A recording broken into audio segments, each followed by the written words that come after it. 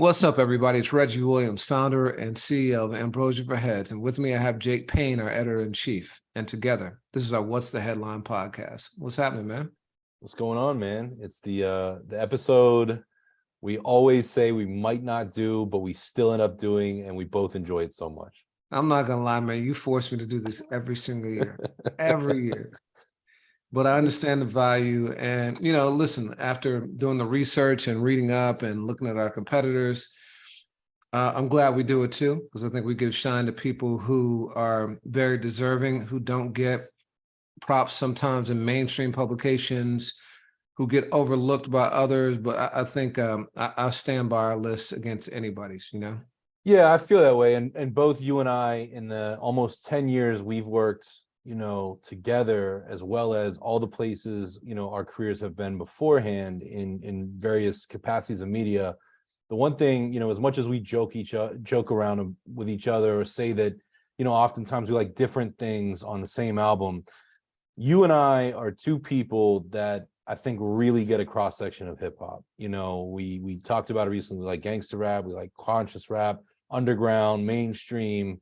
And a lot of the lists that I see out there and a lot of the publications anymore tend to be very niche. And that's not a diss. That's just the makeup of what a brand is. And one of the things that I think is great about Ambrosia For Heads is, you can't pin us into one corner. We kind of represent all things in hip hop, and these lists in any year are reflective of that. So I especially enjoy it. Yeah, one thing I'll say too is that, we didn't include any on this year's list, but I think we can talk about it toward the end, is that we often also kind of deviate from things that we've covered on the site. We're very aware of what the AFH brand stands for. And, there's certain things that might be of high quality, but just don't align with the brand. But there have been times with these album of the year lists where we've gone outside and said, listen, we haven't covered this particular song or album, but we think it's something that's great in hip hop and needs to be recognized. And we do want that associated with our brand. I think about Travis Scott's album, with Astroworld on it, that album is one of the ones that I think we did that. We've done that sometimes with others that we haven't covered, but I think it's important to do that too. We covered, Astroworld within the site, not as extensively as the other albums on that list. And one of the things, again, that I like about AFH, and it can be confusing for folks in the media or folks that follow the site closely, is we have all different touch points. You and I may discuss an album or a song or an artist on the podcast that doesn't get a story necessarily on the site for whatever reason. There's, we recently, in kind of remembering, Takeoff, AFH had talked about Migos on the site, but it also supported them even more recently on the playlist. And it's not like we're devoting, site posts or huge parts of our podcast. So there's all these different ways. And if you pay close attention and you follow this brand in all of its facets, you'll notice that, we kind of cover it all to different points. And even our playlist at times will have, some R&B adjacent rap and different things like that. So absolutely. Yeah, I agree with that wholeheartedly. So yeah, all jokes aside, I think this is one of my favorite times of the year because we can go back, take stock, and reflect on the year that's been. And, I'm always surprised. I don't know about you. I'm always surprised when I go back at just how strong the years are. As you go through, you kind of take it for granted. You forget about some things.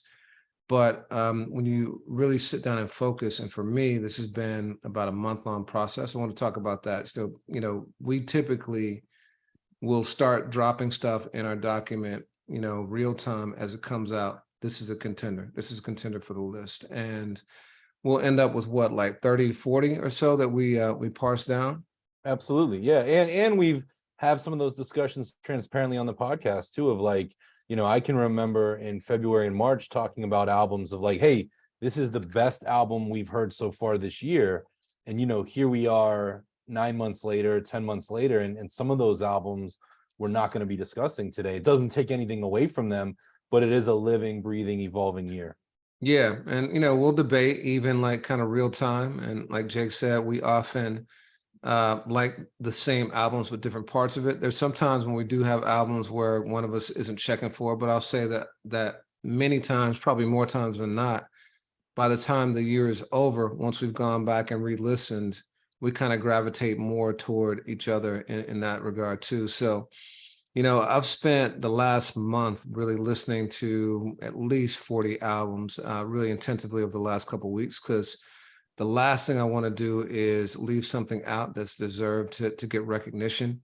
I don't like doing that for the artists. I don't like doing that because people call us out. I want us to be comprehensive and really, really be on point. So in addition to that, my process is re-listen, go back. I will look at other people's year-end list too, see if there's anything that I've missed. If so, then I'll go and I'll listen to that as well. Factor that in. You and I compare notes. But what's your process typically?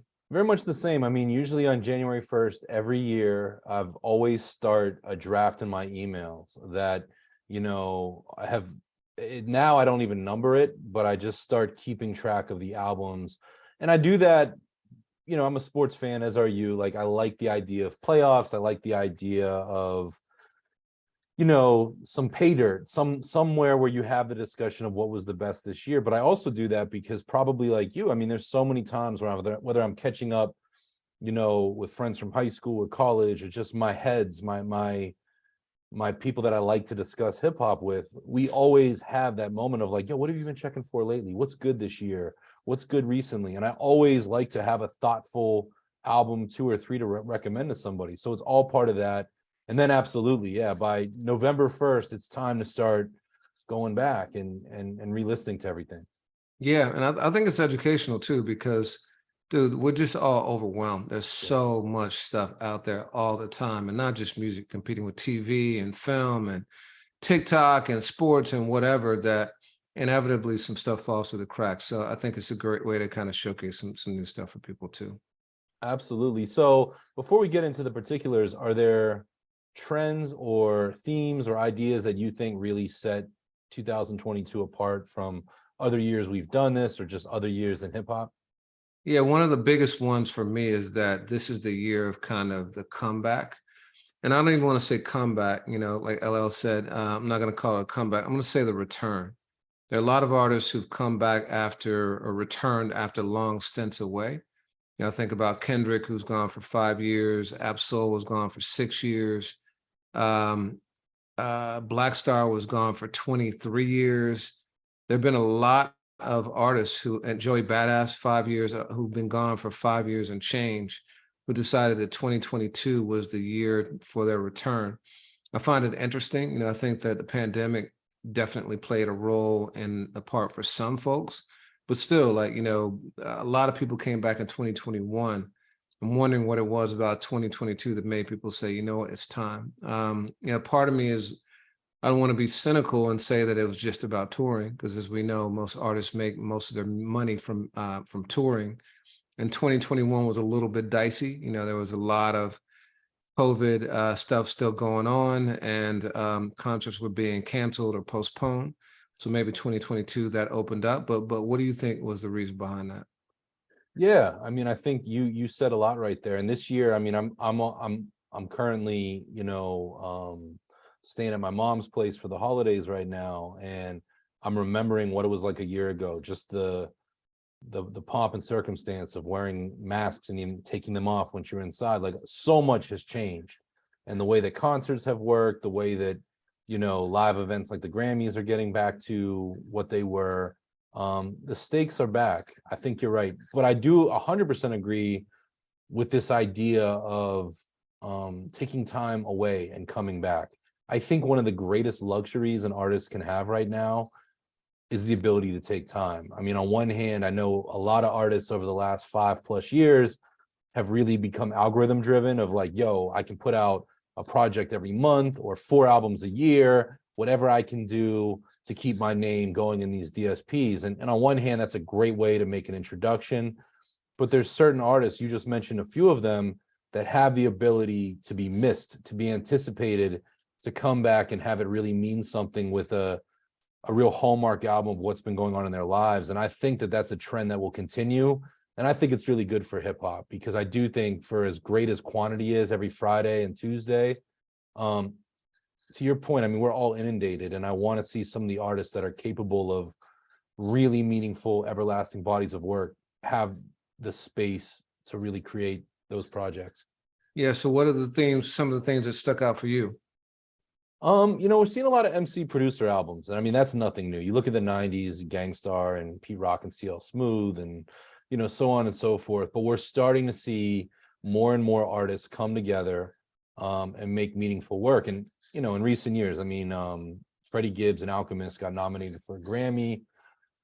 We've watched the Murs and the Ninth Wonders, but this year, when I look at these albums, there's a lot of that. And then on the other hand, there's kind of these, Travis Scott's a good example. So is Drake. There's these albums that have, 30 people involved. There might be 5 single producers on the same song. And it's an interesting dichotomy of, on one hand, you have one artist, one person, and on the other, you have these major ensembles. So not new trends, but just something I'm aware of, because it seems like those two worlds are winning at the same time and they're actually competing with one another. I would say those are the big ones. And then, sequels are back in a big way. I mean, we've seen sequels for a long time. Nas with Stillmatic, the whole Carter series with Lil Wayne, so on and so forth. But now artists are coming back and they're making sequels that aren't putting them in the box of like, let me go back and give you this thing that worked for me X amount of years ago, but let me be interpretive with it. If my album was called this, let me call it that and let you know what I've been up to. And I think that's fun for the fans. And I think those confines allow for artists to be great. And I've seen that more prevalent than years past, where artists were just calling, picking the most famous album in their catalog and putting a 2 behind it and calling it a day. Yeah, I'd say one other theme that I've seen is themed albums. You talked about manipulation of the algorithm through frequency. Yeah, I think a lot of people do that also by just putting out projects that are kind of more compilations of songs rather than coherent, consistent thematic albums. And a bunch that we're going to talk about today are really intentional, very purposeful, that follow specific themes. And I think that's great, man. We talk a lot about whether or not albums are still relevant in 2022 when you can just drop a song here or there, and playlists is really the way that people consume. But I do think there's something special about an album when an artist sits down and takes the time to really plan something out and do an expression over, X amount of songs. I think it's just different than when you just put together a collection of songs. So absolutely. I mean, that music endures too. Like you look at somebody like Marvin Gaye and, his seductive sexual album, there's a few of them, but Let's Get It On. And then you have the breakup album with Hear My Dear, and you have the political socio album with What's Going On. Like you look at great artists and there's different chambers, there's different periods of their careers. And I like to see that with hip hop, not to make everything about emotion or that simple, because this year those themes are not always so on the nose, but I can see myself with a lot of these albums we're going to talk about 5, 10, 20 years from now coming back to tap into what those albums are about. And I think that's pretty cool. Word. And so, one other thing I want to talk about before we get into the list is, we talked about why we still do this. One of the debates we had was whether or not we should rank these albums. And, I raised the question. I was still on the fence about what I wanted to do, but you were very, very intentional that we should not. I agree with you, but why don't you say why don't you let folks know why you were opposed to it? Yeah, I mean, the reason that I enjoy doing this is it's nice to have good news to tell people. And I guarantee you with this list, the last few, I hear from artists that put out notable albums that have hit me frustrated that we've omitted them or frustrated that we didn't include them. Why I do this is it's nice to go to artists and tell them that they're appreciated.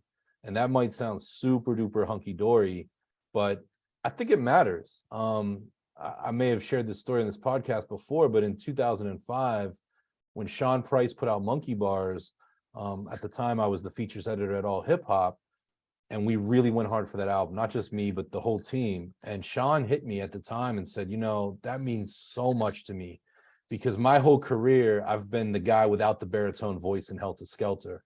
And I made this album on a shoestring budget. I put my soul into it. I almost retired if it wasn't going to connect. And the fact that it connected and the fact that your platform is making sure other people discover it, that means the world to me. So I think of that every year.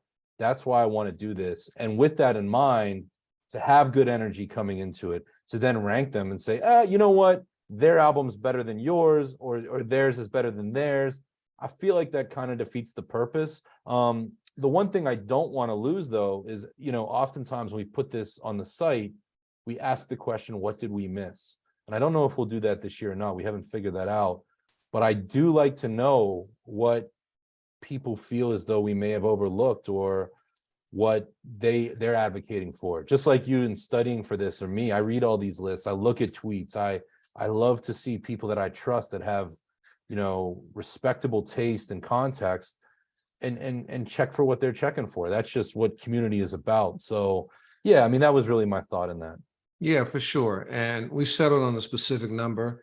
I'll say that there are other contenders that didn't fall in that number.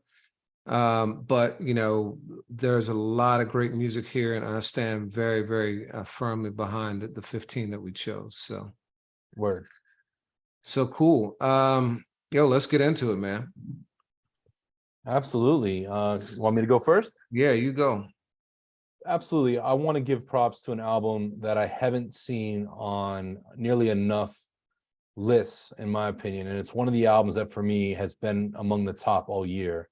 And that's Cheat Codes by Black Thought and Danger Mouse. For those paying attention, I mean, we waited, from Organics, almost 30 years for a Black Thought solo album. And just like I said, this is now his fourth. Those albums have come in tandem with producers. So it began with Ninth Wonder. We got Salam Remy, Sean C and LV, and now this one. And this deviates from the Streams of Thought series. Instead, it was kind of, I think, presented as a Danger Mouse album. And, I know a lot of people are aware of Danger Mouse from Gnarls Barkley and stuff he's done with, the Black Keys and, a host of his rock work, Gorillaz, etc.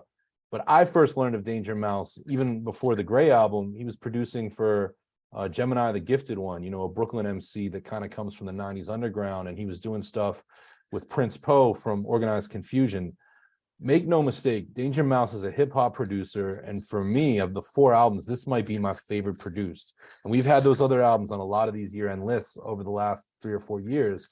But this one is something truly special. And I believe that Black Thought continues to get better and better. It was just 5 years since his Funk Flex freestyle, which is hard to imagine just how much the world has changed, but also how fast 5 years can go.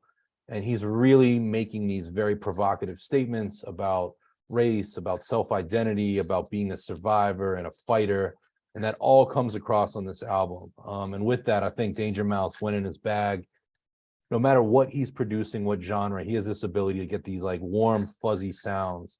You can't always tell if they're samples or they're generated, but this is a marriage to me of great beats and great rhymes.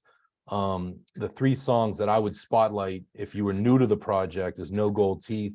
I spoke about that in our last episode. It was among my favorite episodes or favorite verses from Thought of 2022. We covered on the site, you called it an instant classic at the time, collaboration with MF Doom called Belize. Thought and Doom had worked together several times before Doom passed, but this is a posthumously released joint. And then The Darkest Part, which might be my favorite collaboration on the album, that's with Raekwon and Kid Sister. And that captures the spirit of this album in a whole. Obviously Danger Mouse produced the whole thing, but other guests of note, like I said, Doom, Ray, Conway the Machine is on here, Joey Badass, Russ, A$AP Rocky, who Danger Mouse produced a lot for previously, and Run the Jewels. It's a stacked guest list. And, it's 12 songs, less than 40 minutes. I maintain this album's all killer, no filler. I've really, really, really enjoyed it. And I'm happy to be part of our platform, really get behind it too. Yeah, I agree. It's a very, very strong album, very efficient. When the Roots first became the house band for The Tonight Show, I was very, very skeptical. I thought that a lot of people would just see them as Jimmy Fallon's band and not recognize them for the incredible hip hop group that they've been since the early 90s. But I got to say, I think it's worked out incredibly well for them. What I think it's done is allowed them kind of a home base a steady check and the ability to go off and do passion projects that have been phenomenal. That they did Hamilton in that time.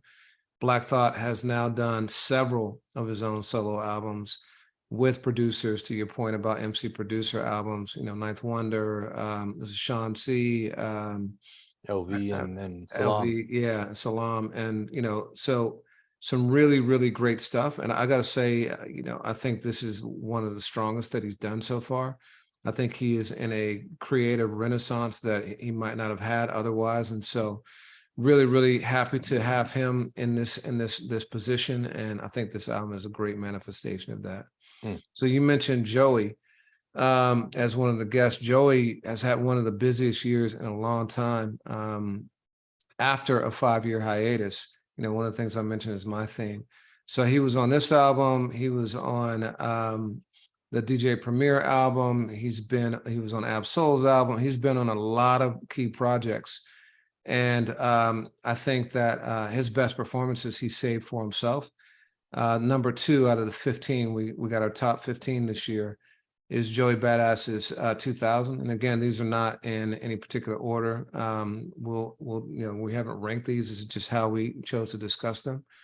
But 2000, Joey first appeared on my radar back in 2012, a little bit before his mixtape dropped. Johnny Shipes, who was the owner and founder of Cinematic Music Group, hit me up. Cinematic Music Group had Big Crit and Smoke DZA and Joey, and has always kind of had their finger on the pulse of up and coming artists who end up being ones who stick around for quite some time. He told me about this kid, Joey Badass, who was young at the time, a teenager, I think 15 or 16. I ended up doing one of their earliest interviews ever. It was Joey with all of Pro Era around him, including Capital Steez, rest in peace. And the mixtape, like I said, was called 1999.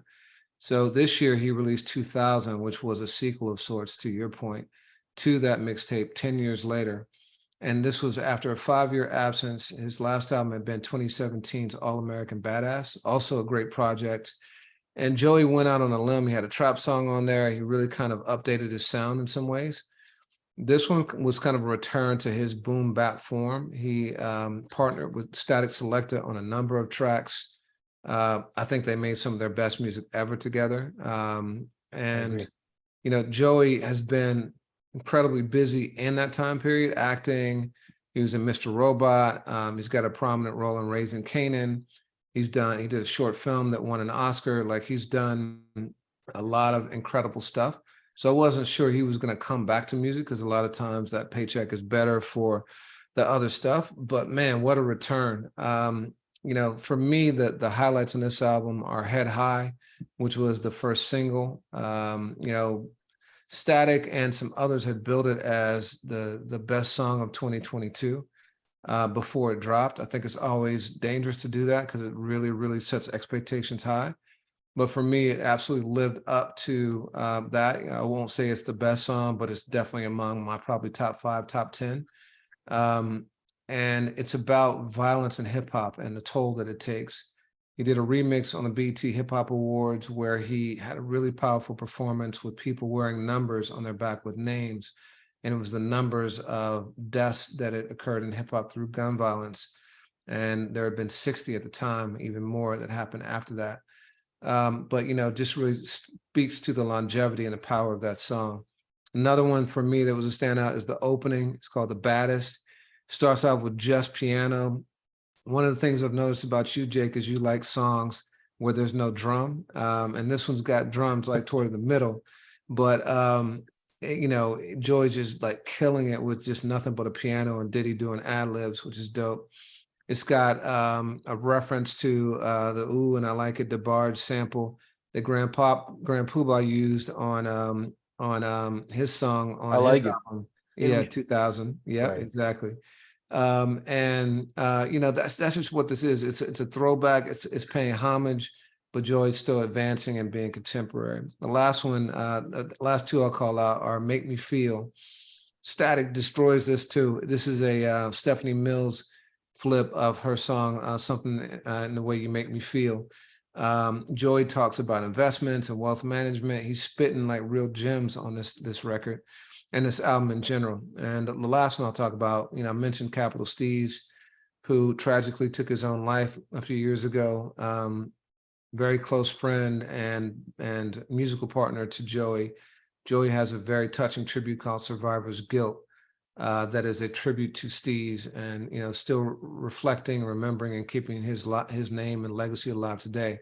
I think is really dope. But you got any thoughts on 2000? Yeah, I mean, you said it really well. I think this was a spiritual homecoming. It's the kind of sequel that's not like, hey, let me go line for line and recreate what I did 10 years ago, but instead, I think it was Joey showing you that he's still the same person. And yeah, All American Badass, I thought he was trying to find his way a little bit. And I believe we included that in our best of 2017 list. Very good album, but this feels like what I can't get anywhere else. And I totally agree with what you said about Joey and Static in particular. There is a strong chemistry there, and it's a really dope album. And it feels, I was one of the first folks to write about Joey when Survival Tactics dropped in 2012. And that was a song with Joey and Steez. And I can't remember if it was Johnny Shipes or Devin at Nature Sounds, one of those two guys who both put out some of the Joey stuff in the days that followed, I've known a long time, and just like you, but it struck me immediately that this was something special, and he's delivering on that. And like, he was clearly this kid that was at the time that was so informed by 90s hip hop, and you get that in this album, even down to those samples, like you said, Diddy's presence. He makes allusions to Grand Poobah. It's just a really enjoyable listen, and there's a lot of wisdom and heart to it as well. So I feel this was one I think you and I unanimously agreed on since it dropped. Yeah, absolutely. Absolutely. Keeping that in line, the commentary of violence in hip hop, Lupe, Fiasco, drill music, and Zion. Lou is interesting because I cannot think in the mid 2000s, when Food and Liquor dropped, what a breath of fresh air this MC was. He came into the game with an album not on Rockefeller that was executive produced by Jay-Z. Had the huge feature on Kanye's song, but came in and just blew me away. And I'm not a skateboarder. I'm not like, it wasn't the kick push thing, but I just thought that this is somebody who's taking chances and making very polished, thoughtful rap on the highest level while being original. And you and I, in talking about our best verses of 2022, we're talking about Lou. And, over time, similar to Joey, Lou's done a lot of things. He made pop music. He's made murals, these really dense, conceptual, lyrical, spiritual miracle tracks that mean so much to people. And this album, he really kind of came back to his essence, I think. And I know that Lupe has been doing that for some time. Justin Hunt, our colleague and friend, has been, I think, the biggest Lupe Fiasco advocate in the industry for quite some time. And I know his Drogas series, checked a lot of boxes for Heads. But for me, this album really, really, really nailed it. And it's Lupe and Soundtrack, who is a first and 15th producer, actually produced Kick Push and Superstar. These guys have been working together for almost 20 years, and you can hear it. In a lot of ways, you have those two things that we were talking about, a producer and an MC. And Lupe is also credited as a producer, similar to probably like how on Gangstar albums would be DJ Premier and Guru producing. I'm sure he had a lot of input on the sounds. And it's not a sequel. Instead, I was actually blown away with this album. And then I came to realize something that I never did. I liked this album before I ever knew this fact, but it was actually recorded in 3 days. Lupe is deeply influenced by Japanese culture. He was the first artist I can remember rapping about Japanese denim and some of these brands. But it's the concept, I hope I'm saying this correctly, of wabi sabi, of, appreciating the beauty of imperfection. So, we think of Method Man on those Wu-Tang albums where you can hear the sniff in the verse and that just rawness. And I think Lupe nailed this with this. And you and I dedicated our last episode of Verses of the Year on Phonem. Lupe literally stops the music and says, there's too much violence in hip hop. I mean, his thing is rappers die too much. That's the direct quote. And in a year where we continuously, from violence, from health, from a litany of reasons, are waking up to devastating news, something that we did in 2021, something we did in 2019, something that we have since Scott LaRock in 1987. This just continues. And Lupe uses his platform to really call that out. Throughout the album, he has that stream of consciousness, but it's, despite a 3-day album, it's got a lot of polish to it. And it sounds good. The samples are very, just kind of that Midwest jazz and flavor. The two other songs that I would big up are both on our playlist, Naomi and Gotti. I'm not going to do the kind of breakdown you did with Joey on those, but I think that this is a true, remarkable body of work. But what would you add? Man, not much. I also was late to the fact that it was recorded in 3 days, and it was actually through Justin's TBD video. I encourage anyone who's watching or listening to check that out on YouTube. The Company Man TBD he agreed that actually was the first to say that it was the verse of the year. I didn't even know he had done that until after we'd written our piece, but great minds, I guess. And the fact that Lupe did this in 3 days, and such high concept, such incredible rhymes. I knew he was a great improvisational rapper, a true like off the head freestyler. I've seen incredible freestyles on Sway in the Morning where he will take topics, point to things like, and create not just words that rhyme, but actual complex concepts off the top. It's crazy. So that part, I know he's capable of that, but for someone to put together an album this cohesive and this conceptual in 3 days is mind blowing. I think he's truly an exceptional talent. I don't think he's celebrated enough. And I don't recall seeing this album on any other lists either, which I think is a real travesty. Yeah. But yeah, I think this album is fantastic. And one thing I will add, he has one guest on this album, and I hope I'm saying this right, Naira. She's on it. But one of the trends we're seeing is either, albums with a plethora of guests or some major artists, some dominant voices, veterans like Lupe that are not bringing, they're really using the platform themselves. So yeah, this is one to check out. And like you, I didn't see it enough places. Yeah. So next up is another high concept album. Black Star came back with No Fear of Time. As I mentioned, they had been away for 23 years. For a lot of folks, myself included, the first time they heard Mos Def and Talib Kweli, now Yasin Bey for Mos Def, was when they released Mos Def and Talib Kweli or Black Star. Not Stakes is High for you?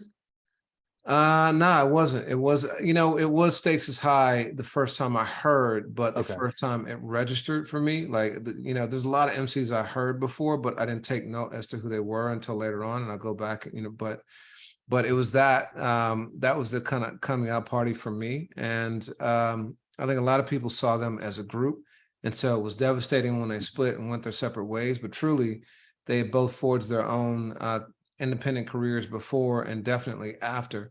And so this was a cool reunion to have. They've come together for concerts and songs and things like that over the years, but people have been clamoring for another Black Star album for a really long time.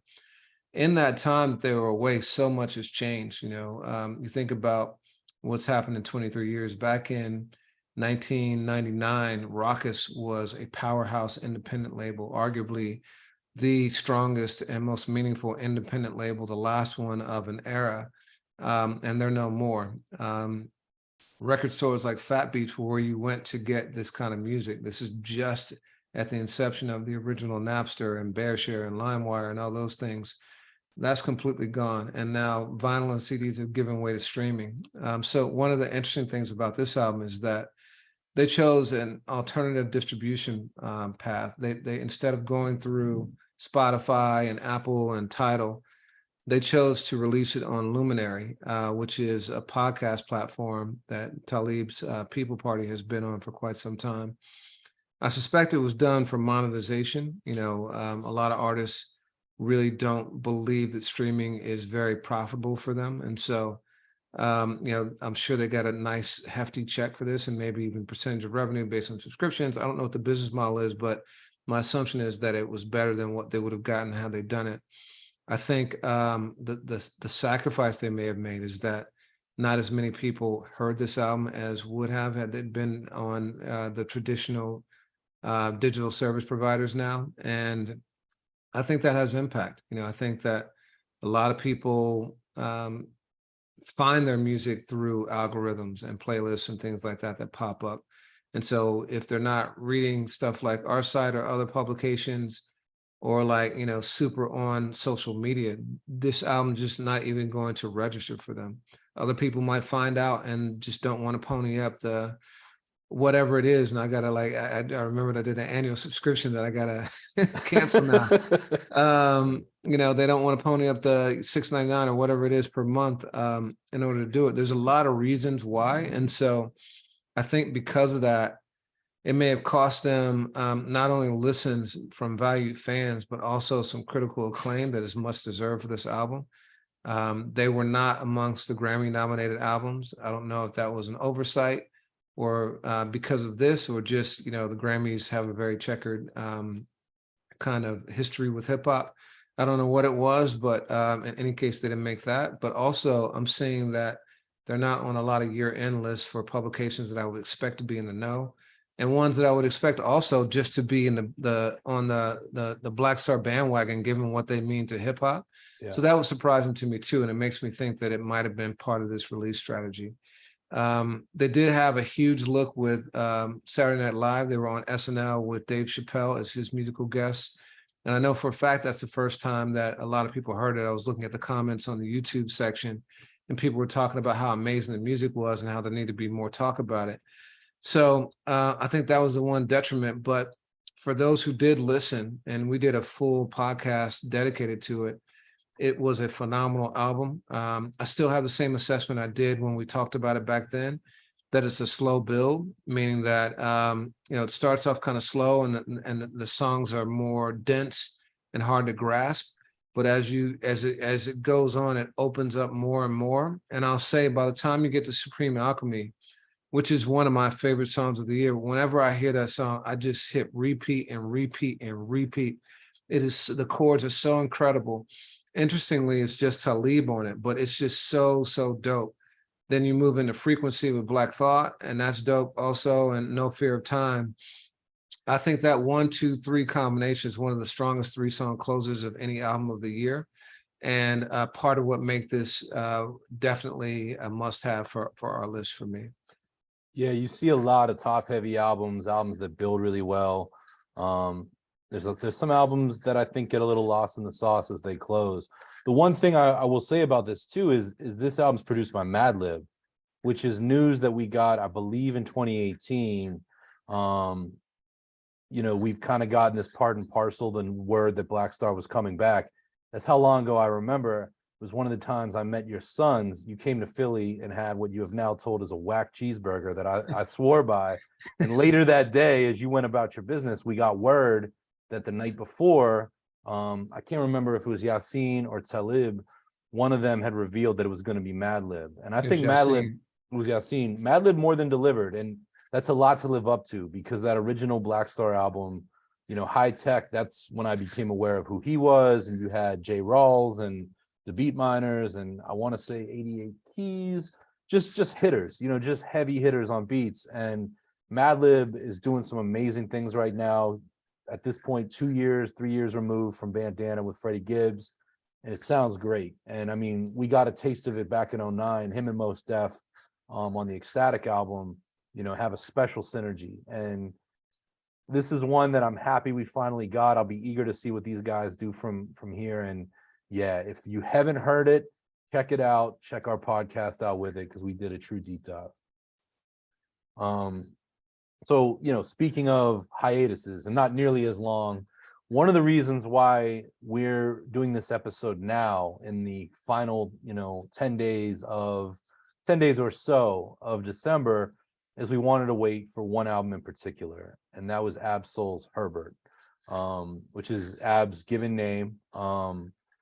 Ab is 6 years removed from Do What Thou Will. And, at the time, I have to say, we got little spots from Ab where he might drop a Lucy or, do a song on the Black Panther soundtrack. I never really paid it much mind how much away he was. And, you know, with this, he's had a rollout throughout much of 2022. Started putting out some more straightforward songs. And then recently, in the last 6 weeks, he put out a joint called Do Better, which I maintain is one of the best songs of this year. And, you know, one that we recently did our episode on best verses, and that's the one that's kind of haunting me because it's a really powerful verse that I think is complex, that gets a little bit lost in its repetition, but I think it's repetitive by design. But he came with a record about just trying to go harder, trying to be the best version of yourself. It's one of those introspective records. And then he put out a video with it of somebody jumping off of a building, not just somebody, Ab. And in the video, it unwind, you know, it rewinds so it doesn't happen, but it's very, I would consider it to be graphic. And then in the last 2 weeks, we've come to find out that was autobiographical.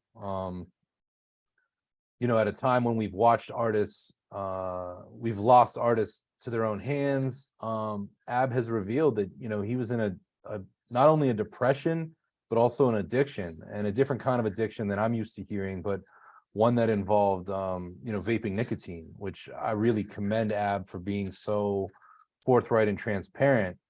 And, you know, he talked about it in the song, says the video is real. He now walks with a limp after jumping from an overpass onto a highway in Carson, lost his teeth, heavy duty stuff. And he makes this revelation and delivers an album with it.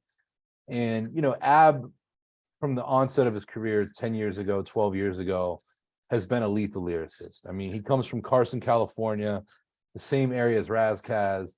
They are both lethal, thoughtful, conceptual MCs, guys who refer to things in their lyrics that are very far-reaching. You know, like Lupe, who I know has been an influence on Ab as well. But I have to say, this is Ab's most personal album.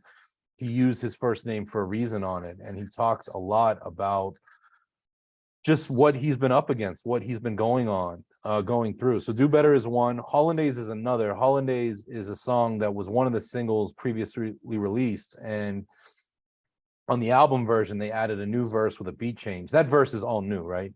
Yep. Yeah, I'm not sure if the version, but the beat change is definitely, yeah. Beat change totally took me in a different direction.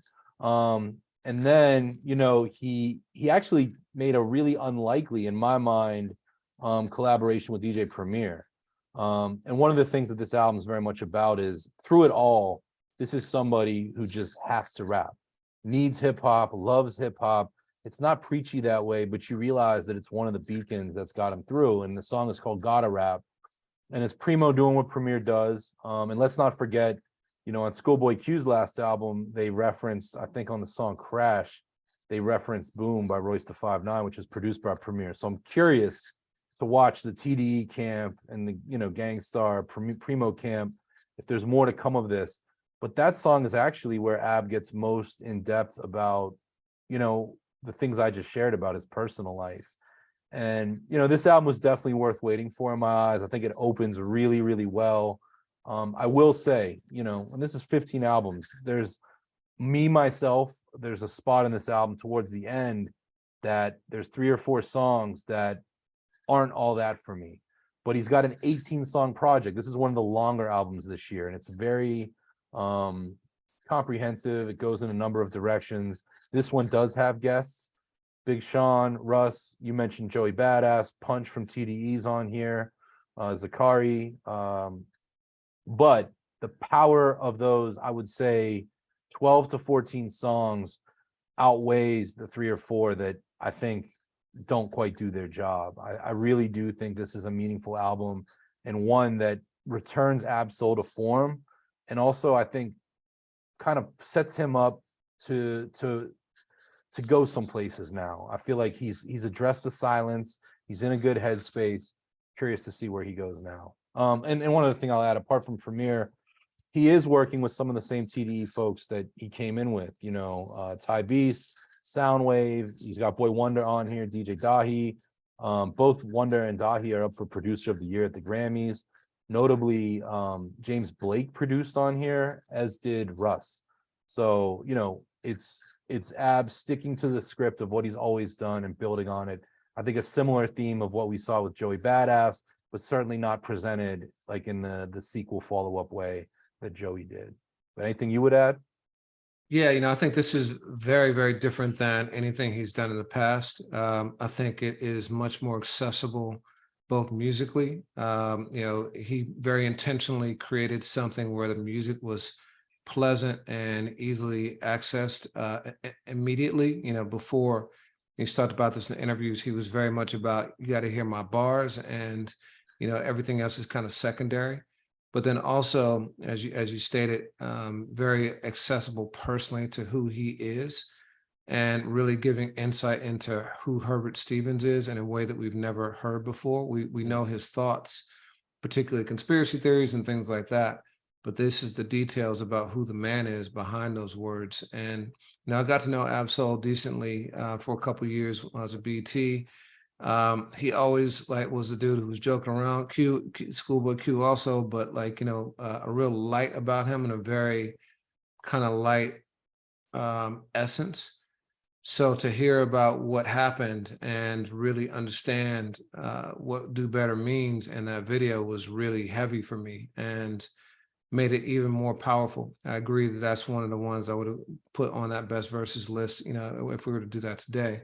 But to your point, there's a reason why we did wait this year, and we wait typically later in most years because I think it's pretty consistent. There's at least one that drops in that last 2 to 3 week period that's noteworthy, and I'm really happy to have this one on here too.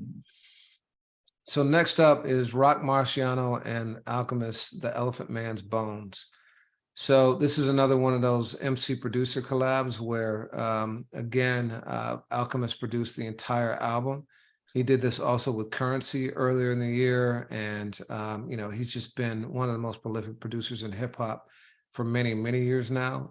He had 8 songs on Benny's Tana Talk 4, including maybe the beat of the year, maybe for you for sure, Johnny P's Caddy. No maybe about it. That's it. The beat of the year for so with J. Cole and Benny just going insane on it, and lots of other people taking that beat for freestyles to try and show their wares on that fire beat too. And then Rock Marciano, again, giving props to Justin, the company man. He did a piece called Rock Marciano is the greatest MC of all time. He has a series where he takes unlikely suspects and makes a case for them being the GOAT MC. And Rock was the latest recipient of this. And, since his 2010 album, Markberg, you can't really point and see a miss. He's just been so consistent, and he's so vivid. Every single word counts, and he paints visuals that are like movies. And so putting these two together has just been incredible. It's also one of the best live shows I saw this year. It was a who's who. I walk in, and 3 of the first people I see are Marco Polo, Static Selecta, and DJ Premier. I'm next to Snow Allegra. It was like a who's who of people out to see Rock do his thing, and he just held the crowd like a true MC. Amazing. And some of the songs that have stuck out to me, this is one of the ones where it was hard to do less than 5 or 6 for the playlist. I try not to overwhelm it because we keep a very finite number of songs just so it's not sprawling, and just to keep us honest and updated. But this one, the stand-up tracks for me are Quantum Leap, Bubble Bath, Liquid Coke, Zig Zag Zig, but it's truly not a bad song on the entire album. This is one you can just press play and let it go from start to finish. Phenomenal effort from both of them. Yeah, I mean, Rock came into the game too as an MC producer. He's still a producer, but he's done previously, a joint with Muggs, and I had forgotten, but Rock Marciano was kind of the featured guest of Gangrene's Greenberg album, which Gangrene is Alchemist and Oh No, back, and they were Mass Appeal label mates, maybe even when it was called Decon still. But to watch this is a real benchmark, because I think that Rock keeps getting better, Alchemist keeps getting better, and they made something that is a true standout body of work. And in the past, I've been covering Rock since he was in the UN, but when we've done these year-end lists, that has been an artist at times, especially with some of his self-released material stuff similar to Black Star that he sold direct on his website and sometimes been late putting it on the DSPs. he has been an artist that in the past, sometimes our readers have taken umbrage with an inclusion, an exclusion here or there. And this is 100% deserved and really one of those. There have been several people this year that have told me this is their AOTY. So it's definitely one of ours. So next up is Open Mike Eagle, component system with auto reverse. Open Mike Eagle is really interesting to me. He's an artist that I had heard a lot about 10 years ago, coming in. He, I knew that he was a Chicago guy, and I had known some of his contemporaries like Serengeti and No Can Do. And people had always said to check for him. And then he signed with Mellow Music Group and put out a series of albums over there at a time when that became, a very meaningful label in I won't say introducing, but setting up deserving voices and producers throughout the 2000 teens. And then more recently, Open Mike, I have to say, has become one of my favorite podcasters. His What Had Happened series, where he does long form, episode by episode dives into careers. He's done LP, he's done Dante Ross, and he's done Prince Paul. Some of the best audio journalism you're going to hear. Like Mike Eagle, if he wasn't rapping, he would still be one of my favorite podcasters. He has another joint, Secret Skin. So all of that said, I've paid attention to him. I've really liked his style because he makes it apparent that he's influenced kind of by two schools. And as ironic as a Chicago guy, he's a real student of the Def Jux movement of the late 90s, early 2000s, as well as kind of the Freestyle Fellowship Project Blowed crew in LA, and really likes that kind of freeform rapping and just do what you will, every man rap. And he's put out a number of great projects in recent years. This one was a cut above the rest for me. And what's interesting, this is another album similar to Lupe, another Chicago native, that I didn't know the concept until I was already very familiar with the album. But that title may resonate to anyone that had a tape deck, or the double tape deck back in the day. And Mike was inspired by making mixtapes on his tape deck, in the old school, pause tape, like, let me make you a mix sort of way. And I'm curious too, because this album, it's very inward, cerebrally, of like what's going on in Mike's mind. As all of his material is, he can give you a very soulful, meaningful revelation on one bar, and on the next make a comparison to a video game, a TV reference, an inside a rap reference. He has this ability to be deep and whimsical at the same time, like reminding you that he's an artist of substance that doesn't take himself too seriously. So I often wonder if that idea is like, let me just put a bunch of dope jams together and set it up that way. But one of my songs of the year is on our playlist right now. It's called I'll Fight You. It's produced by Diamond D. Its artwork is the Rock'em Sock'em Boxers, and it has a repetitive chorus similar to Jay-Z with Breathe Easy, where it's instructional, but in between it is a stream of consciousness of somebody who's trying to make a career happen, thinks they're very talented, but is also, dealing with all the pressures and stresses of life that we all deal with. That's one. For Doom is another song. That's a concept record, where he looks as a fan and as an admirer, and it's somebody who ran in the same circles in the last 10 years as Doom, of telling his story and really showing you why this man is such a influence on his life. And the other one, which you have on the playlist too, that I would recommend is Multi-Game Arcade Cabinet, which is a dope reference to anybody who ever spent some quarters in an arcade. But this one's interesting, and it's got an ensemble. This is one that is true of. So Aesop Rock, Diamond D, Armand Hammer, who was part of last year's list, Rap Ferreira, as well as Video Dave and Still Rifter on here. That's like Open Mike Eagle's crew. And producers, when I think of his college time, Diamond is very prevalent on this album. Diamond also put out, a really quality work this year, The Rear View. We did a podcast with him. He's got Madlib on here, Quelle Chris, Child Actor, and Illingsworth. So a lot of those producers did more than one song too. It's kind of the Illmatic approach of, let me get a few folks in, and it's a super cohesive record.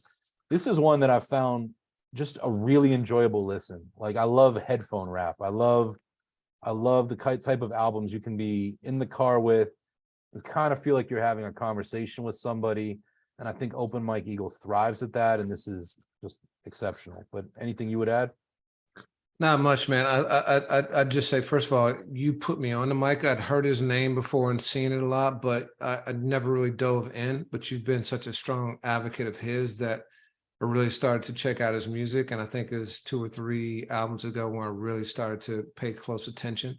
The thing I like about him, in addition to what you said, which I agree wholeheartedly on all of it, is just the diversity of subject matter. You know, so much of hip hop is just about sex, drugs, money, and violence. And he talks about stuff that is much more, I think, kind of real life, and less fantastic and you know, cerebral and more mature too. You know, I think he's one of those guys who is in that grown man rap camp, but a little bit younger than some of the guys in their 40s. And I'm not sure how old he is. He seems like he's mid 30s or so. But just a different perspective that's authentic and one that resonates with me. So I think he's dope. I'd say so next up is J.I.D, The Forever Story. And this one for me is a real contender for album of the year in general. Like, I think this was J.I.D's coming of age album. You know, a lot of people knew him initially as a Dreamville artist, J. Cole's artist, and he is definitively his own man at this point and stands with anyone. I think that he is for his generation what Kendrick, Cole, and Drake became for their generation. You know, one of the standout elite artists. I'm not even going to see MC because he transcends even just rap, which I'll get into in a minute. But also now he's multi-generational and that I think he can challenge and stand with the greats of just about any generation. He's that super talented. We knew for a long time that he had bars. He's got verbal gymnastics. Very few people can out rap this dude. And I'll put him against anybody. He's that good at just pure rapping. But with this album, he had that, he had storytelling, he had multiple flows, he had different kinds of beats from trap to like very instrumental driven things. You know, he had a Tiny Desk performance that was standout.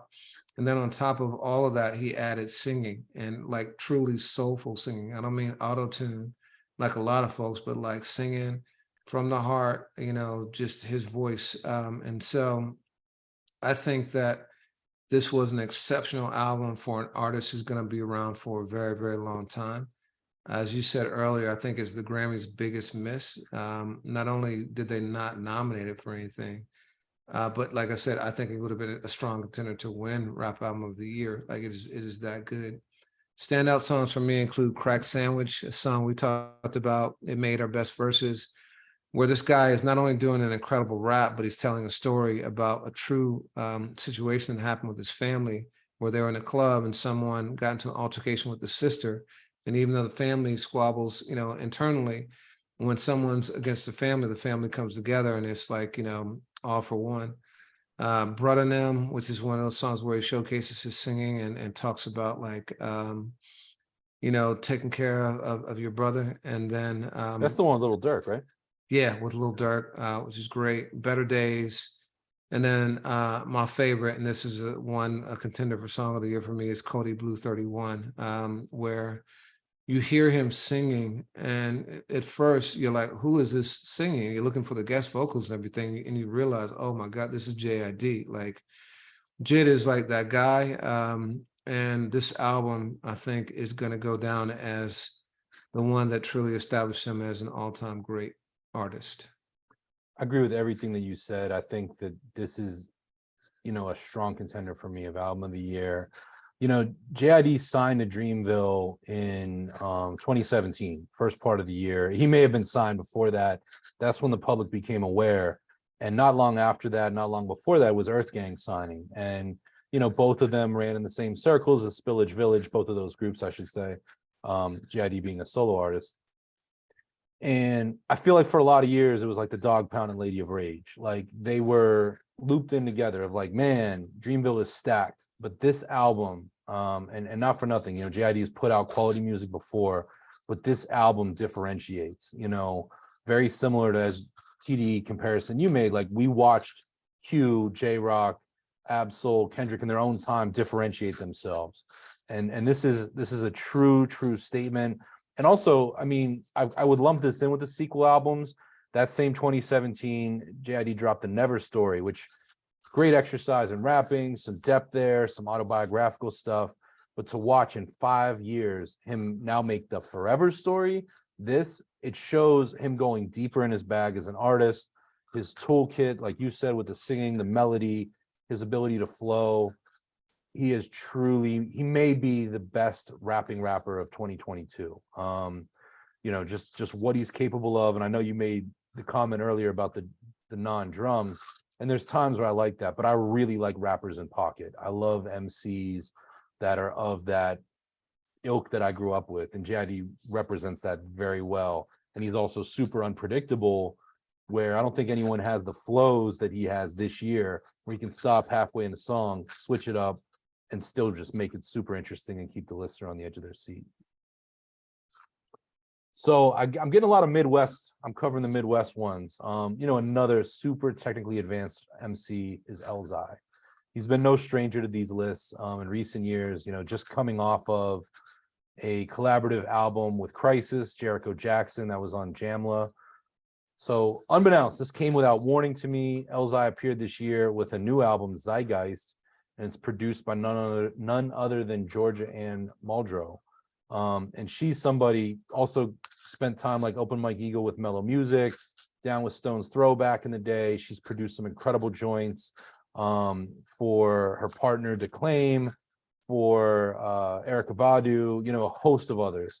Kind of has that cosmic jazz funk sound.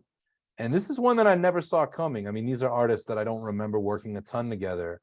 And Elzhi, for as good as the Elmatic was, and I think that was produced by Black Milk, he's really benefiting from these collaboration projects.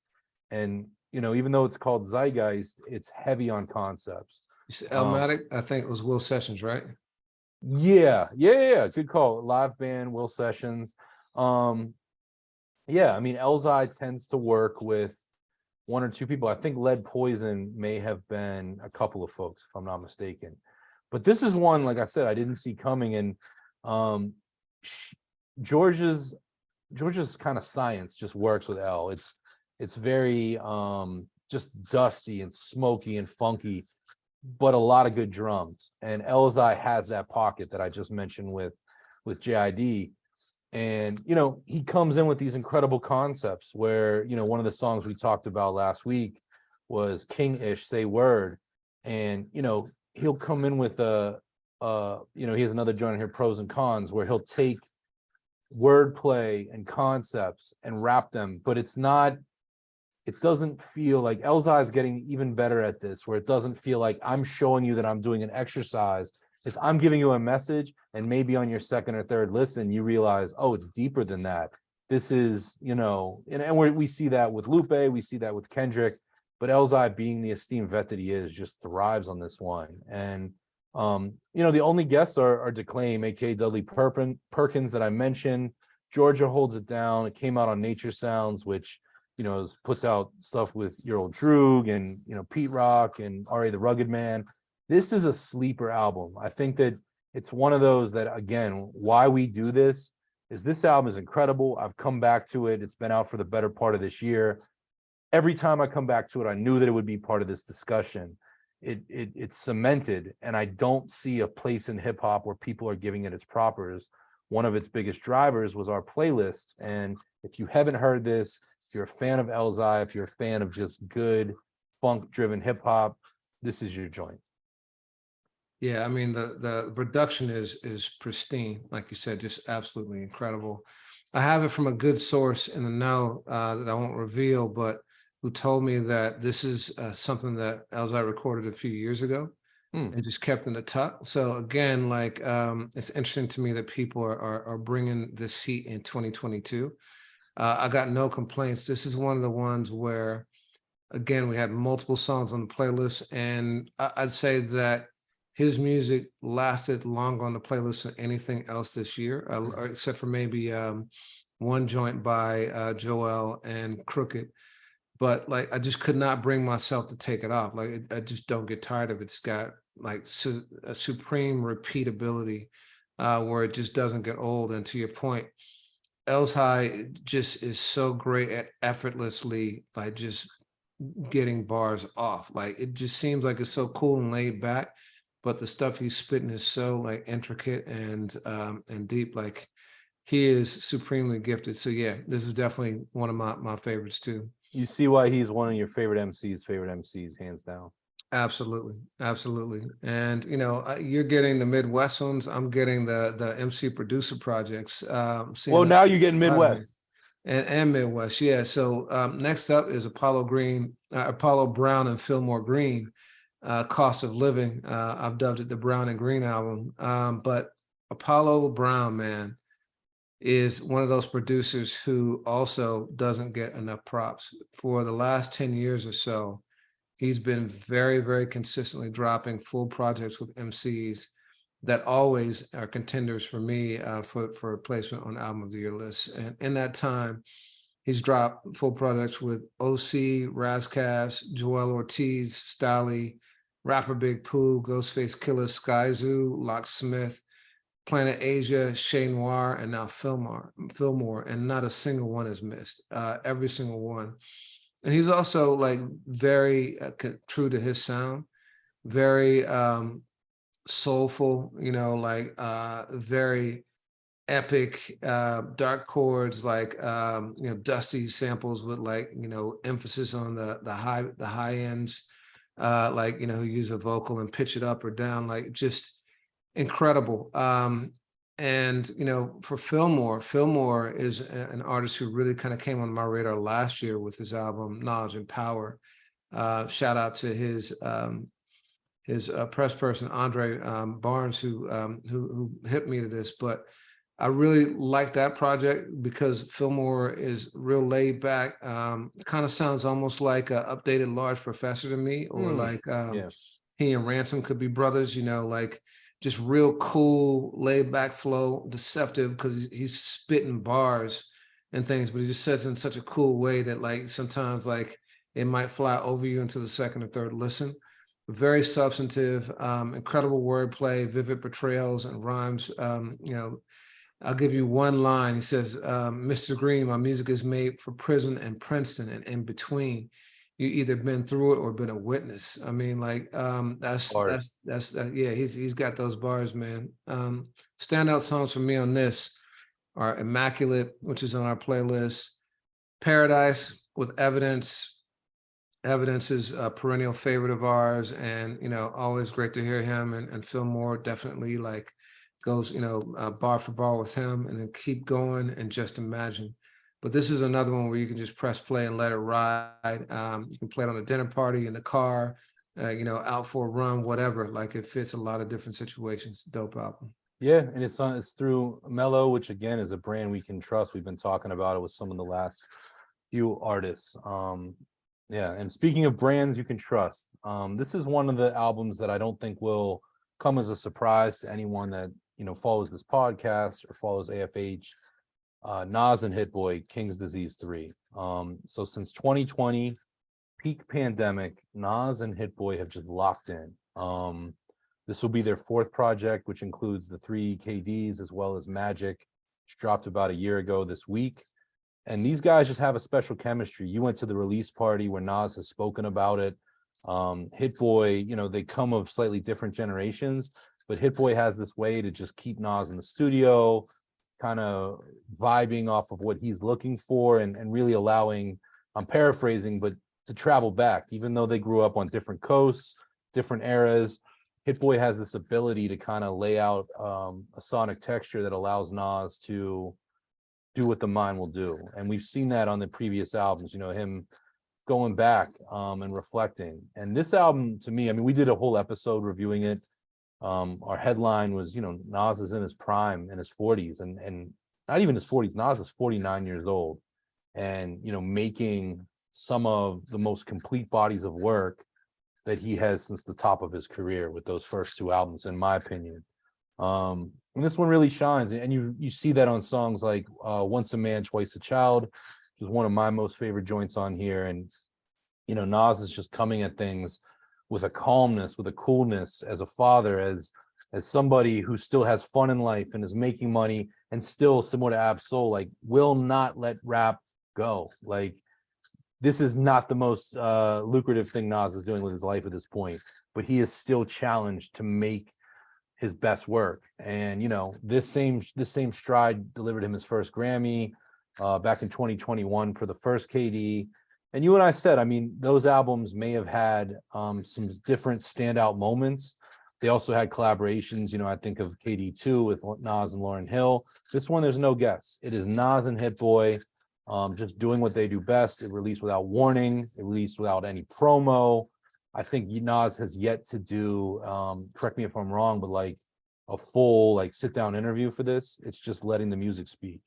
Yeah. And do you want to add something? No, absolutely. I mean, I think well, first of all, I think we talked about this in depth in the podcast. We encourage people to go and check that out. We talked about this album for almost 2 hours. I agree with what you said. I think that Nas is in his second prime. This is a headline we've run. I believe that distinctly. I think that he has, I think there's something to this MC producer theme in that I think it provides consistency. I think that they lock in and are able to make a complete body of work. And these two have now done it over 4 different projects in the last 3 years. It's really astounding that anyone could come with this much high quality product in that amount of time. But Nas has been one of those artists who's not been every year. He's definitely taken time to like pause and breathe and live life and do other things. But King's Disease 3 is a perfect closeout to this like incredible trilogy. And there was no question this was going to be on the list. And who's to say it's a closeout? I mean, and you know, we may continue to get more from these guys. And Nas on the album alludes to, you know, the album with Premier still might happen. But what's interesting is we talk about chapters and themes. Nas has really, you know, reached a new plateau of just what grown up Nas looks like through this series. And, you know, I know there's people, you know, Nas's catalog will always have the Jewel of Illmatic and depending on what kind of fan you are, other moments. But Nas, who has at times been scrutinized throughout his career, you know, as recently as in the last 5 years with the Nasir album with Kanye, this body of work, you know, is on an upward trajectory and it's really delivers and it shows an MC of the now thriving. You know, we talk about that with Black Thought. We can talk about that with Royce the 5'9", but it's great to see with Nas. And I think that he has silenced a lot of folks that doubted him. And I think that for as great of an MC as he is, one of the greatest, I think that weighed on him. And I think this KD series has allowed him to kind of get the last word, and where he's going from here, time will tell. Absolutely. So next up is Denzel Curry, Melt My Eyes, See My Future. And this is one that epitomizes while we go back and do the year-end kind of like roundup. I'll confess that this is an album, you know, typically my process now is I'll go through an album, you know, pretty quickly, find the beats that hit me like the hardest immediately and add them to the playlist. And then I'll go back and, you know, do a deeper dive. Sometimes I'll go back and add other songs to the playlist and swap them out, but that's rare. And sometimes I just won't make it back to an album. Denzel Curry is an artist that I've really, really grown to love over the last few years. You know, and so I did maybe go back once or twice, but it wasn't until about 3 weeks ago that I really started to spend time with it again. And man, this is one of the most outstanding albums of the year for me. He stands with J.I.D. as one of the most gifted artists of his generation. Super, super diverse. You know, he's got a LL Cool J type energy where he can be bombastic and bring, you know, the heat and the fury to his raps, but he's also can do something completely like out of the box, like he did a cover of Rage Against the Machine's Bulls on Parade on this YouTube series called Like a Version back in 2019, where he absolutely destroyed it. My channel got it on the site perfectly. Yeah, it was incredible. And he can do everything in between.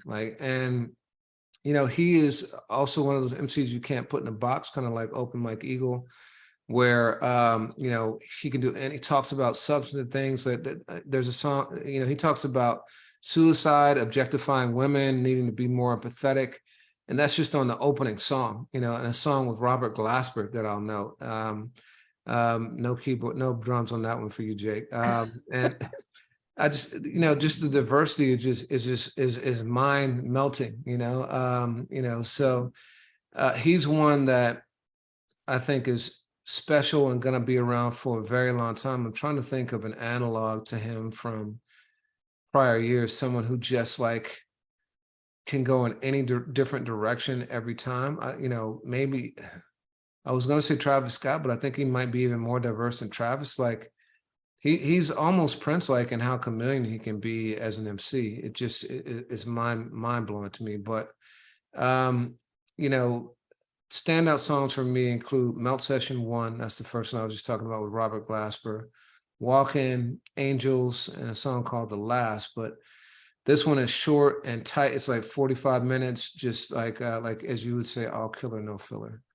It's interesting. I mean, I was thinking of Tyler, the early days of Tyler with Denzel, because I don't know what to expect project to project, but I loved Zoo in 2019. I mean, Ricky was one of my favorite songs that year. And, and you look at that album cover, I mean, we're talking about 2019 now, and it's an homage to Poison Clan, which like what 20 something is aware of Poison Clan and those early 90s Miami records. And on one hand, he embodies the Miami energy, but if you were to listen to him, I'm not sure that you would know where this guy comes from. And this album, the one Melt My Eyes, See My Future, is interesting. Like you literally have Kareem Riggins, Dilla and Common's homeboy, and Saul Williams on the same album as T-Pain and Rico Nasty, and it all works. And I love the fact that Denzel is an authentic chameleon where he can blend in any environment while still bringing strictly his own energy. And I'm so happy. This was one of those that we've been talking about a lot over the last week or so.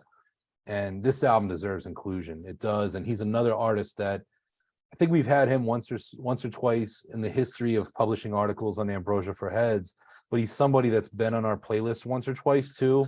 And to have this platform to give this album its flowers is important. Absolutely. So another album that I'm proud to give flowers to is Cormega's The Realness II. So it's a sequel album, and whereas with J.I.D. or Joey Badass, you kind of have those, I'm aware of what I'm doing and I'm kind of making a circle back years later. This one is that, but it's more precise than that too. We had it was one of my favorite interviews we've done this year. We had a conversation with Cormega, and you compare this to the original Realness, which actually dropped in 2001 in the weeks before 9/11, if I'm not mistaken. I mean, a very different world when that album came out. And Cormega was a very different artist, was coming off of, coming obviously back from the prison bid, had left Def Jam after some time there, and was chippy. I think Mega would admit to that. Things weren't necessarily right with his relationship with Nas and with some other folks. And now you've got the grown-up man, you've got a father, you've got somebody who's made peace with his friends, somebody who's on a Grammy award-winning album, through Nas in the last 2 years, and is making really incredible art. Similar to Ab-Soul, it's underlined with a love for hip hop. This is big on concept songs. He has another track on here that is a metaphor, for his love of hip hop. But it's interesting, one of the songs that I really love is The Saga Resumes. And, we talked about this in our interview, but the original Saga, which is one of the mega songs throughout his career I hold most dear, is a song about somebody who's trying to make it work in rap. But the lyric is, I'd be lying if I said I wasn't hustling no more. Boom. 20 years later, you've got an artist that is looking at all that they've accomplished because of hip hop, because of putting down the street stuff and making great art and having a unique voice and putting out poetry. And I think this really, really comes across. Glorious is a song that, after the Full Circle reunion with The Firm on Nas's album, the one I just spoke of or referenced, he has a one-to-one collaboration where both of these guys talk about how their bond goes back deeper than rap music and what they mean, and why the true bond was never in question, even though they went some years at odds. And what's understood is just another highlight. Notable guests on here, apart from Nas, he's got Lloyd Banks and Mobb Deep's Havoc. Production is an incredible lineup, very much mirrors the first one. Alchemist, Large Professor, Havoc, Domingo, Sha Money XL, Street Runner. Harry Fraud is also on here with one of the best beats, closes out the album. It's just a real wise body of work and something that I've very much enjoyed listening to, you know, in the car, on the train. It's pristine headphone rap, and I give Mega props for well into his career challenging himself with, you know, his mind state, but also with the flows. I think for folks that may have been, you know, lukewarm or tepid on Cormega in the past, I think this album will absolutely, you know, be a pleasure. Anything you care to add? Yeah, I mean, you nailed it with headphone rap. I think that this album has some of the best beats of any Mega album in a long time, and every single song has jewels. You know, Yeah. I think I talked about this when we spoke with him, but he just drops so much game throughout this album that is necessary and I think beneficial to folks. And he comes from a place where he's learned some things the hard way. You know, he's lived life, he's gone through the things he's done, and he's now sharing ways for people to avoid those pitfalls and live a better life. And you know, again, just the realness I think is right because he's giving it to you real. And I love this kind of like authentic, credible hip hop with substance. Like that's the thing for me, man. Again, like, and it's no judgment. Like you can live whatever lifestyle you've been, but I think there's a lot of stuff out there promoting falsehoods and stuff that just isn't true to who they are, even you know now. And but Mega, you get that sense that everything he says comes straight from the heart. So. Work. Next up is Pusha-T, It's Almost Dry. This is another one we did a whole podcast on, so won't spend too much time on it. You know, just some of the highlights we talked about there were that this is Pusha's personal verses between Pharrell and Ye. Man, it's almost hard to like mention what, you know, I don't think that anyone of us would have thought that Kanye would have the year he's had since then, but you know, it is what it is. One thing you can't take away from him is that he does make great music, and he definitely provided Pusha with some of his best work of the year. This is one of the earliest albums on the list to drop, but I'll say it stood the test of time. I listened to it again as recently as yesterday, and you know, Brambleton, the opener, is just such an incredible like open. You know, Pusha is consistent in his subject matter, which is for me maybe one of the biggest drawbacks. You know, I don't think that Pusha's living the lifestyle that, at least I would hope that he's not living the lifestyle he talks about on records consistently. And so I would challenge him to be more authentic and honest about where he is in his current life, to show people who have taken that path where they can go and where they might be if they, you know, persevere. But aside from that, man, the rhymes are always pristine. The beats, he's one of the best beat selectors. I don't think he gets enough credit for that. He, Ross, and you know, a couple others are really, really great at finding tracks where they can be totally in pocket, but then also bring out different flows. Yeah. You know, you look at songs like Brambleton and Neck and Wrist, and it's completely different flows.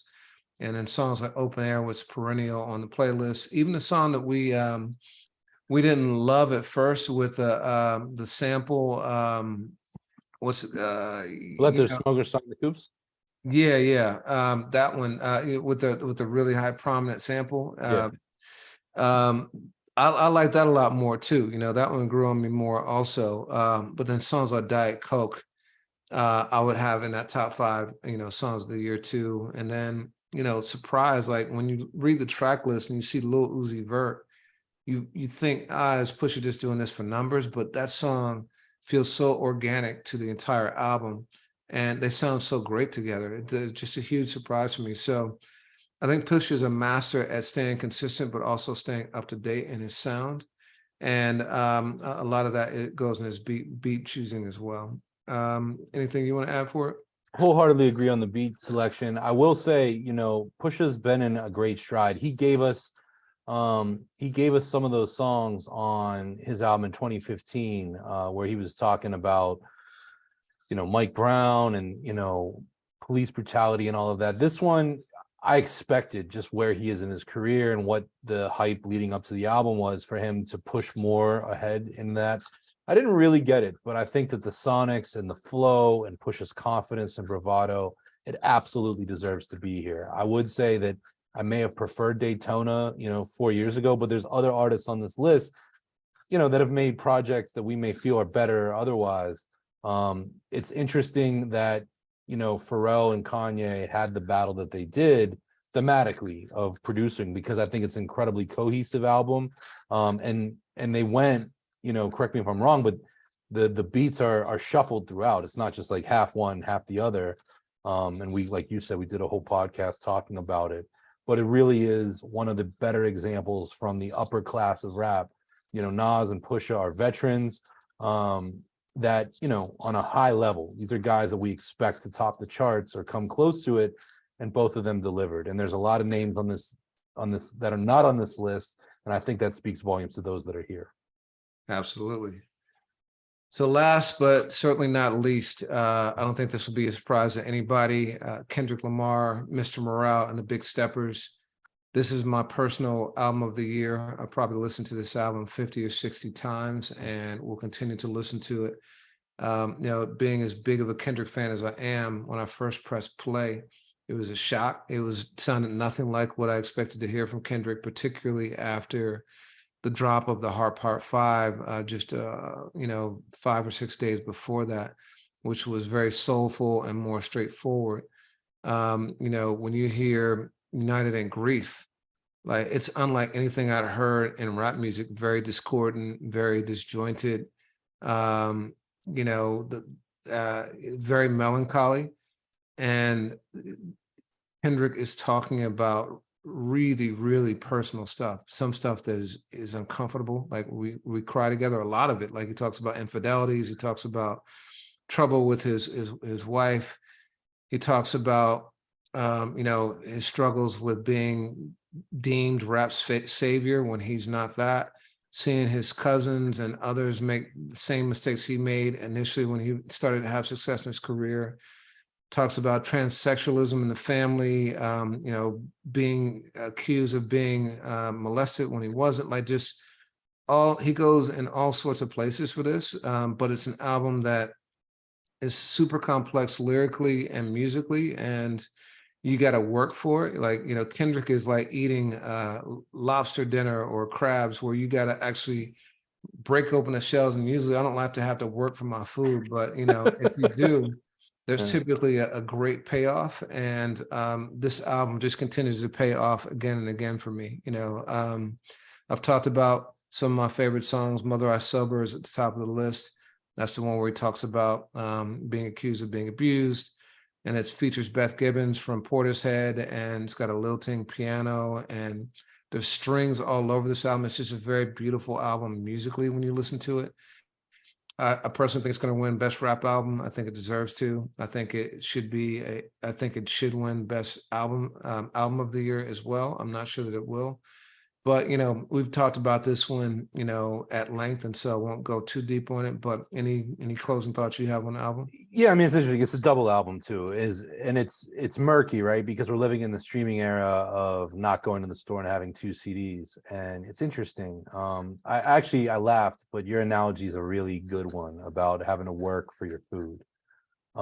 Because one of the things I struggle with, I've never enjoyed, films where you're looking for clues and you got to really break down the metaphor. I tend to like feeling, like things as they are. And this album continues to crystallize for me, even as recently as the Count Me Out video, which dropped. And at first listen, I'm like, okay, this is cool. And yeah, I catch, an illusion here, an illusion there. And then you watch it 5 or 10 times and you realize that every single thing is deliberate. And it's not a puzzle. I mean, I think that Kendrick makes it more as an artist, makes any medium than anything else, but it's continuing to unwind. And I think that this album will make even more sense to me a year from now or 3 years from now than it does right now. And I can't tell you the last time that happened. I mean, it probably was Damn, and you broke that down right away pretty eloquently. But the other thing I'll just add is it's so funny because in hip hop double albums, I've always gravitated towards the first disc. You look at Wu-Tang Forever, you look at All Eyes on Me. I tend to believe it's the Quincy Jones role of pushing the better music to the front. And back in those days, let's not forget that there was, you know, a commercial benefit of, you know, 2 units sold for a double album. With this one, the big steppers is really what I gravitate towards. You know, songs like those that you mentioned, as well as Crown. Not negating the first part of the album, but I think to appreciate the big steppers, you've got to get through Mr. Morale. You've got to understand kind of the act 2, you know, our character can't get any lower, to understand, you know, the progression into where he is now. And I think it truly is a remarkable body of work, and never what I expected in a million years. But Kendrick continues to make hip hop on the high, not just hip hop, but art on the highest level. Absolutely, 100%. So any closing thoughts, closing remarks on this? Man, no, I've enjoyed this. I think that it's a really, I'm proud of it, a cross section of great hip hop this year. I'll challenge you, you know, Lord willing, may we do this again next year, and see what that year has to hold. Yeah. So we usually close on a song of the week, but I want to go song of the year this time around. I think it's fitting. So what's your song of the year? You know, there are several artists, and I know that we will read the comments of folks that feel as though artists and albums that are meaningful to them that got left out.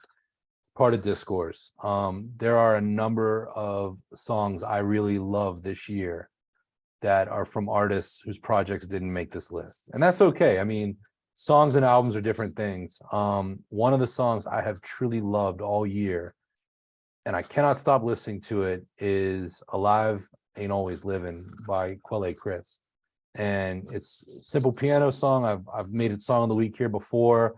He breaks into Spanish at that one point. You can't tell if it's a down song or an up song, but it really sums up what 2022 is, or was for me, continues to be, the good and the bad. So that's my joint. What about you?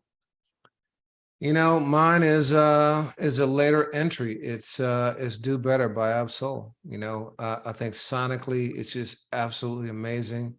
I think what Soul is saying is incredible just on its face. Like, if you had no context whatsoever, I think the messaging, the mantra is just very powerful and self-affirming. But to know it against the backdrop of what he's been through, and to know him personally, like, man, just next level for me, next level. So Do Better for sure. That definitely a contender for me as well. Absolute great song, and I loved it before I knew the context. Isn't that something? Yeah, absolutely. Absolutely. Well, man, thank you for everything this year. Thank you to all the people that are watching, that tune in, that listen to this podcast. We wouldn't do it if not for you. And man, I'm just grateful. Word. Grateful for you too. Grateful for all that listen. Grateful for hip hop. So, Amen. all right, man. Until we Till meet next again. time. All right. Peace. Peace.